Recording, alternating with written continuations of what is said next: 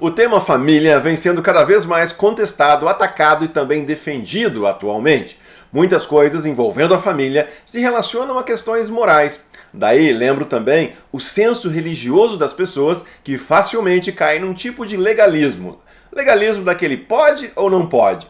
São muitas as perguntas que as pessoas costumam fazer a respeito das mais diferentes coisas, dos mais diferentes temas, querendo saber se pode ou se não pode.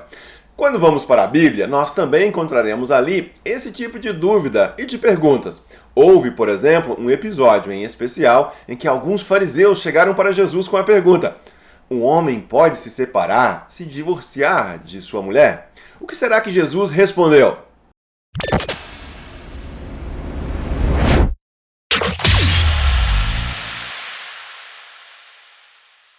O que será que levou aqueles fariseus a questionarem Jesus a respeito do divórcio? Vamos dar uma olhada no texto e ver se nós descobrimos. Marcos 10, 2 a 16. Alguns fariseus aproximaram-se dele para pô-lo à prova, perguntando: é permitido ao homem divorciar-se de sua mulher? O que Moisés lhes ordenou? Perguntou ele. E eles disseram: Moisés permitiu que o homem desse uma certidão de divórcio e mandasse embora. Respondeu Jesus: Moisés escreveu essa lei por causa da dureza de coração de vocês. Mas no princípio da criação, Deus os fez homem e mulher. Por essa razão, o homem deixará pai e mãe e se unirá à sua mulher e os dois se tornarão uma só carne. Portanto, o que Deus uniu, que ninguém separe. Quando estava em casa novamente, os discípulos interrogaram Jesus sobre o mesmo assunto. Ele respondeu: todo aquele que se divorciar de sua mulher e se casar com outra mulher estará cometendo adultério contra ela. E se ela se divorciar de seu marido e se casar com outro homem, estará cometendo adultério.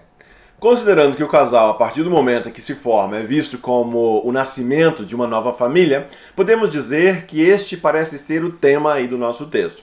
Estariam os fariseus preocupados com a família? Pensar e falar sobre família é uma experiência ambígua. Ao menos é assim para muitas pessoas. Família é, ou pelo menos deveria ser, um ambiente de amor, proteção, um ambiente de cuidado e segurança. De fato, tem sido essa uma experiência para muitas pessoas. Que bom que é assim. Não temos a menor dúvida também de que esta sempre foi a boa vontade de Deus para a família. Ao olharmos para Jesus, somos lembrados também que o próprio Deus optou em vir ao mundo encarnando-se na forma humana, nascendo no seio de uma família. No entanto, vivemos uma realidade caída que faz com que a família também sofra as consequências desse mundo distorcido, corrompido, egoísta. Além do esforço da igreja e dos cristãos por viverem em família e defenderem os valores familiares, existe toda uma pressão que nos faz lutar para demonstrar diante da sociedade uma família perfeita, uma família unida e feliz. Nesse quesito, as redes sociais são a face mais trágica da falsidade que mascara a realidade de muitos lares. Havia um tempo em que se falava da família das propagandas de margarina. Aqueles que já possuem mais história se lembrarão. Mas não só a margarina foi perdendo popularidade numa cultura mais saudável, mais fitness, como também os conceitos de família foram cada vez mais atacados e reconfigurados. Enfim, a verdade é uma só: a queda e o pecado não poupam a família. As dificuldades de relacionamento só aumentam em medida em que convivemos mais de perto e frequentemente com as mesmas pessoas. Como fica evidente no texto que nós lemos em Marcos, no texto bíblico ali, esses problemas não são apenas modernos ou pós-modernos. O problema do adultério, por exemplo, é tão antigo quanto a própria humanidade. Não fosse a queda e a compulsão humana pelos pecados, Deus certamente não precisaria ter nos dado os 10 mandamentos. O que os mandamentos de Deus fazem? Eles nos revelam a boa vontade de Deus e, consequentemente, mostram o quanto nós somos pecadores e vivemos aquém, vivemos distantes desses mandamentos, de cumprirmos a boa vontade de Deus. Aqueles que conhecem alguma coisa das Escrituras e da história de Jesus já perceberam que os fariseus não estavam interessados nos ensinamentos de Cristo. Suas questões visavam sempre deixar Jesus numa saia justa. Era uma armadilha, uma espécie de pegadinha. Assim, sempre que os fariseus entram em cena e apresentam alguma questão ali para Jesus, nós já nos perguntamos: o que eles querem agora? O que está por trás dessa questão, dessa pergunta? No caso aqui, em Marcos, eles chegam com a seguinte pergunta: é permitido ao homem divorciar-se de sua mulher? E aí, pode ou não pode? Depois que a pessoa se casou, ela pode se separar? Essa é uma questão muito interessante. E não apenas pelo teor ou pelo conteúdo, muitas pessoas, mesmo cristãs, até hoje vivem a fé como um tipo de religiosidade do tipo, pode isso ou não pode? Essas pessoas vivem escravas de um tipo de religiosidade que o tempo todo se aflige com questões desse tipo. O cristão pode beber bebida alcoólica? Ao cristão é permitido dançar? Quem crê em Jesus pode isso? Pode aquilo? Pode comer carne de porco? Pode jogar cartas? Pode usar maquiagem? E assim por diante. A questão é que se nós formos bem sinceros e pararmos um pouco para pensar, nós lá no fundo já sabemos a resposta para a maioria dessas perguntas, desse tipo de questão. Mas então, por que as pessoas fazem esse tipo de pergunta? Por que nós temos essas questões? Bem, é como se ao buscarmos respostas quiséssemos, na verdade, apenas um tipo de licença, uma autorização externa de alguém que nos autorize. Tudo o que nós queremos escutar quando estamos lidando com limites morais é algo que confirme aquilo que já estamos predispostos a fazer. Em 2 Timóteo, Paulo diz que as pessoas sentem como que uma coceira nos ouvidos e por isso tendem a juntar mestres em torno de si que lhes digam aquilo que elas gostariam de ouvir. Um dos reis de Israel, chamado Acabe, juntou para si um bando de profetas bajuladores que só profetizavam coisas favoráveis a ele e ao seu reinado. Eles só diziam coisas boas, profetizando vitórias e prosperidade. Enfim, eles só diziam aquilo que o rei gostaria de ouvir. A verdade sempre incomoda mais do que a mentira, por isso as pessoas gostam mais da segunda. Tudo o que a nossa natureza caída em pecado gosta, deseja ouvir é que não tem problema. Não tem problema em transgredir a boa vontade de Deus. Vai lá, não vai dar nada, vai ficar tudo bem. Ouça o teu coração, se te faz feliz não é errado. Aliás, se tem alguém que é mestre em nos enganar com essa conversa, esse alguém é o diabo.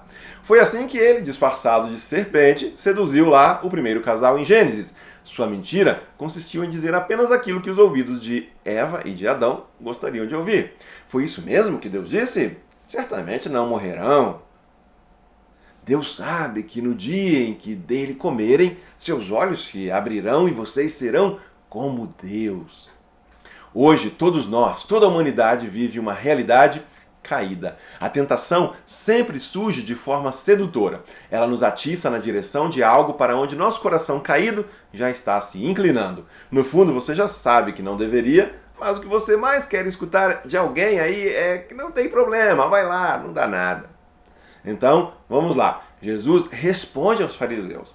E ele responde apontando para a lei. Isso mesmo, Jesus recorre à lei que os fariseus conheciam muito bem. Assim como Adão e Eva sabiam muito bem o que Deus havia dito, também os fariseus se orgulhavam por serem conhecedores das leis de Deus. O problema não é o que nós sabemos ou o que nós não sabemos, mas o que nós realmente queremos. Jesus responde à pergunta dos fariseus com outra pergunta. O que Moisés lhes ordenou? O que vocês já sabem a respeito disso? Como vocês têm entendido essa questão? Os fariseus, então, lembram de Deuteronômio 24. Moisés permitiu que o homem desse uma certidão de divórcio e a mandasse embora. Os fariseus, então, apontando para a lei no Antigo Testamento, a lei de Moisés, dizem que sim, uma coisa em que os mestres da lei eram especialistas consistia em encontrar as brechas na lei. Também gostavam de esmiuçar a lei em detalhes, e eles assim tornavam tudo extremamente complexo e até mesmo confuso para o leigo. A resposta dada pelos fariseus de que em Moisés é permitido pode ser traduzida da seguinte maneira: sim, nós podemos nos divorciar, a lei permite. Existe uma base bíblica para fazermos isso. Pela lei de Moisés é possível deduzir que sim. Por que então será que esses fariseus ainda vêm com tal pergunta para Jesus? Afinal, eles já têm a resposta. Bem, pode ser que eles, lá no fundo, não estivessem assim tão convencidos disso. Talvez buscassem algum tipo de confirmação ou de validação. Ou, como de costume, o que queriam mesmo era encontrar um meio com uma armadilha de colocar Jesus numa situação delicada, de modo que tivessem motivo para acusá-lo. A resposta de Jesus não deixa de levar em consideração a natureza caída do ser humano. Moisés, ele escreveu essa lei por causa da dureza de coração de vocês. Sim, por causa do pecado, devido às transgressões dos seres humanos, uma série de leis e regras são necessárias para que vocês não acabem se devorando uns aos outros. O pecado e a natureza desenfreada de vocês exigem que leis e mais leis sejam criadas para colocar algum tipo de ordem na convivência entre as pessoas. Leis são necessárias para servirem de freio para a natureza caída e a imoralidade humana. De fato, por causa da dureza de seus corações, por causa do seu pecado, devido ao seu egoísmo, ganância, cobiça e toda inclinação para o mal, é necessário que haja leis que sirvam de freio para essa inclinação ao mal que habita o coração de cada ser humano.